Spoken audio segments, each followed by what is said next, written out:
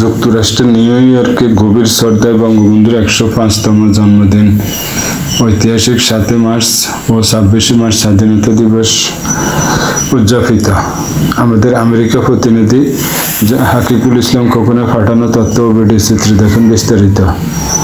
যুক্তরাষ্ট্রের নিউ ইয়র্কে গভীর শ্রদ্ধায় জাতির পিতা বঙ্গবন্ধু শেখ মুজিবুর রহমানের 105তম জন্মদিন ও জাতীয় শিশু দিবস ঐতিহাসিক 7 মার্চ এবং 26 মার্চ মহান স্বাধীনতা দিবস উদযাপিত হয়েছে। গত 17 মার্চ জাতির জনক বঙ্গবন্ধু শেখ মুজিবুর রহমানের 105তম জন্মবার্ষিকী উপলক্ষে যুক্তরাষ্ট্রের নিউ ইয়র্কে এক আলোচনা সভা ও দোয়া মাহফিল অনুষ্ঠিত হয়। সিটি জ্যাকসন হাইটসের সানাই রেস্টুরেন্টের পার্টি হলে এই অনুষ্ঠানের আয়োজন করে যুক্তরাষ্ট্র আওয়ামী লীগ ও আওয়ামী পরিবারের বিভিন্ন অঙ্গ ও সংগঠনের বিভিন্ন পর্যায়ের নেতৃবৃন্দ।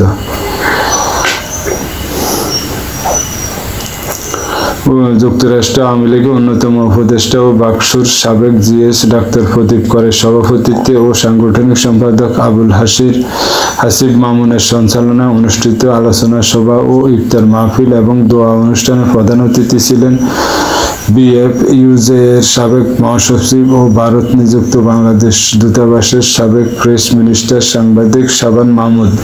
বিশেষ অতিথি হিসেবে উপস্থিত ছিলেন যুক্তরাষ্ট্র আওয়ামী লীগের অন্যতম উপদেষ্টা সিনিয়র সাংবাদিক হাকিকুল ইসলাম খোকন, অন্যতম উপদেষ্টা ও বিশিষ্ট ব্যবসায়ী রমেশ চন্দ্র সাহা, বীর মুক্তিযোদ্ধা শওকত আকবর রিসি ও বীর মুক্তিযোদ্ধা ফারুক হোসাইন।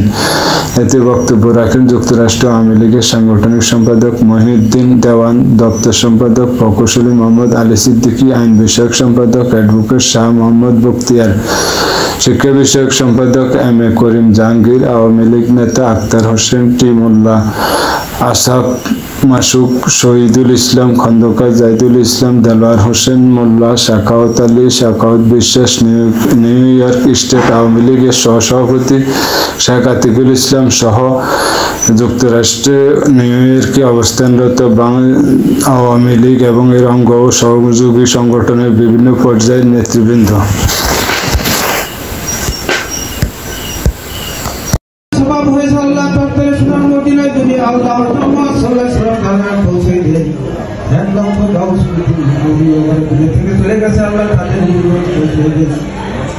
আমাদের মা বাবা আত্মীয় স্বজন যারা মারা গেছে আল্লাহ তাদের উপর পৌঁছে দেন। আল্লাহ যারা জীবিত আছে আল্লাহ তাকে হেফাজত করুন। হে আল্লাহ, খাস করে আজকে যে মহান উদ্দেশ্য করে আমরা আসছি, আমরা সেই মহান নেতা, সেই মহান নেত্রী, আল্লাহ মহান নেতাকে আল্লাহ আপনি ব্যস্ত নসিব করেন। আল্লাহ আমাদের নেত্রী আল্লাহ আজকে ভারতে আছে আল্লাহ, আমরা তাকে সসম্মানের সাথে ফিরে আনতে পারি। আল্লাহ যারা বাংলাদেশে আল্লাহ পুলিশ বাহিনী এবং আমাদের ছাত্র বাহিনী আমাদের যারা আল্লাহ যারা অন্যায়ভাবে হত্যা হয়েছে তাদেরকে আল্লাহ নসিব করো। আল্লাহ এখানে বিশেষ করে আমাদের মুক্তিযোদ্ধা ভাই ফারুক হোসেন ভাই অন্যান্য ভাইরা আছেন আল্লাহ, তার ফ্যামিলি মারা গেছে আল্লাহ, কাইকো ভাই ফ্যামিলি মারা গেছে, জোরবার মা মারা গেছে আল্লাহ, তাদেরকে ব্যস্ত নসিব করেন। আল্লাহ এই রমজানের ওসিলায় আল্লাহ আমাদের দোয়াকে কবুল করে নাও। আল্লাহ আমাদেরকে মাফ করে দাও। আল্লাহ তোমার দরবারে হাত তুলেছে, হাতকে কবুল করে দাও।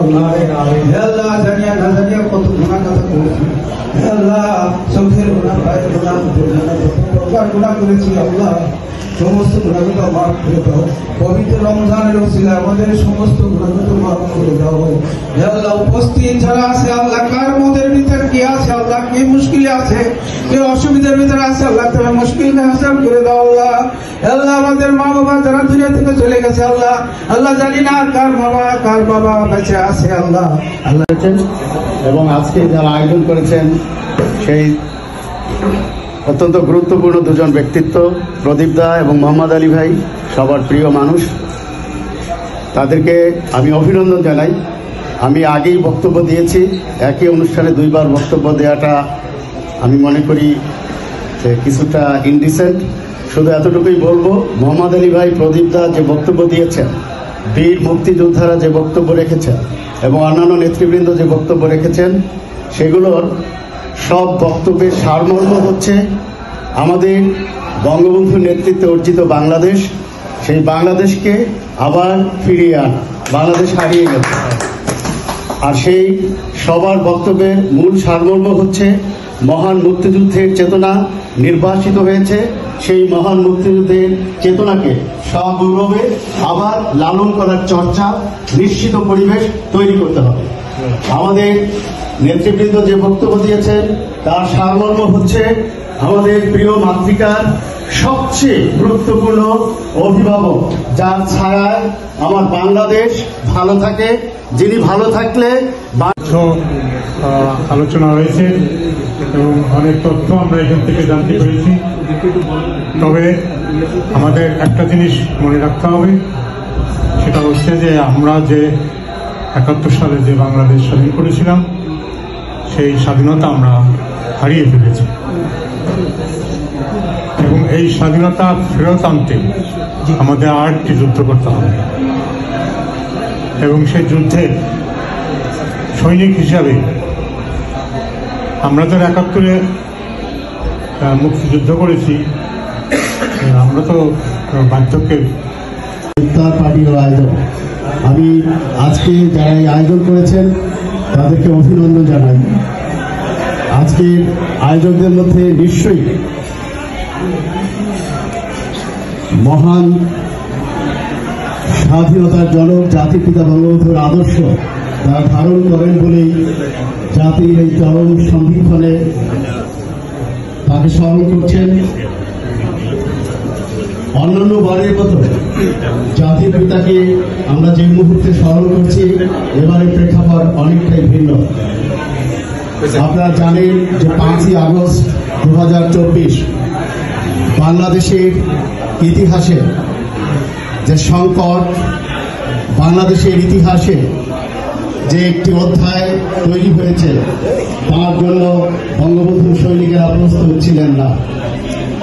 বাংলার ১৮ কোটি মানুষের সত্যিকারের অভিভাবক বঙ্গবন্ধু কন্যা জননেত্রী শেখ হাসিনাকে বাংলাদেশ থেকে পার্শ্ববর্তী রাষ্ট্রে জোরপূর্বক তাকে দেশত্যাগে বাধ্য করেছে পরিস্থিতি। আজকে অপপ্রচার আছে যে মাননীয় প্রধানমন্ত্রী বঙ্গবন্ধু কন্যা জাতির চরম সন্ধিক্ষণে তার দলীয় নেতা কর্মী এবং দেশবাসীকে বিপদে রেখে তিনি চলে গেছেন।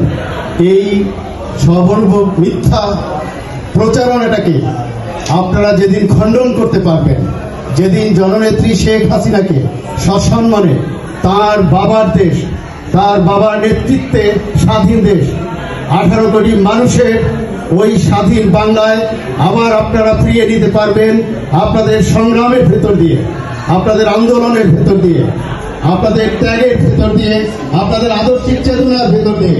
সেদিন আসলে বঙ্গবন্ধুর এই আজকের জন্মদিনের এই উৎসব, আজকের এই আয়োজন সার্থক হবে বলে আমি মনে করি এবং আমি বিশ্বাস করি। আমরা যতই প্রতিকূলতার মধ্যে থাকি, যেখানে একজন মোহাম্মদ আলী ভাই আছেন, যেখানে প্রদীপ দার মতো নেতৃত্ব আছে, যেখানে নুরুজ্জামান সর্দারের মতো নেতৃত্ব আছে, যেখানে আতিফ ভাইরা আছেন, যেখানে মামুন ভাইরা আছেন, যেখানে জুয়েলরা আছে, যেখানে আজকে যারা এখানে উপস্থিত আছেন, জীবনের চরম ঝুঁকির মধ্যে আপনারা বঙ্গবন্ধুর এই জন্মদিন স্মরণ করতে এসেছেন আদর্শিক চেতনায়। সেই জায়গায় আমরা কোন অবস্থাতে এই দুঃসময়, এই সংকট